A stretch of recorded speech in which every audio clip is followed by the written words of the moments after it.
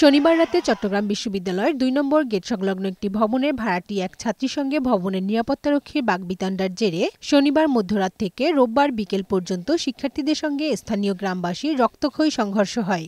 এ ঘটনায় আহত হন বিশ্ববিদ্যালয়ের উপাচার্য, প্রক্টর সহ প্রায় ৫ শতাধিক শিক্ষার্থী। পরে যৌথ বাহিনী পরিস্থিতি নিয়ন্ত্রণে আনে। সংঘর্ষে আহত ৫০ শিক্ষার্থী চট্টগ্রাম মেডিকেল কলেজ হাসপাতালে চিকিৎসাধীন। কর্তৃপক্ষ জানিয়েছে, আহত শিক্ষার্থীদের চিকিৎসা খরচ দেবে বিশ্ববিদ্যালয়। বন্ধ রয়েছে সব ক্লাস ও পরীক্ষা। ৩টা ছেলে আর কি বিচ্ছিন্ন হয়ে গেছিলাম। বিচ্ছিন্ন হওয়ার পরে আমরা ধানক্ষেত দিয়ে দৌড় দিই। ধানক্ষেত দিয়ে দৌড় দেওয়ার পরে ওখানে গ্রামবাসী যারা ছিল সবাই একত্রিত হয়ে আমাদের উপরে হামলাটা করে।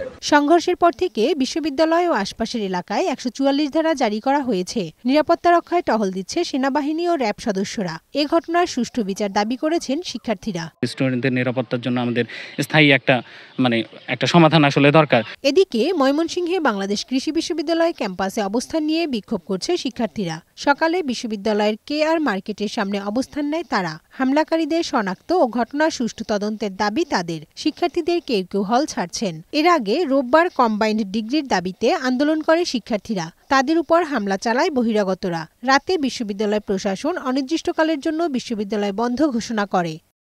কানিজ নুসরাত, বৈশাখী সংবাদ।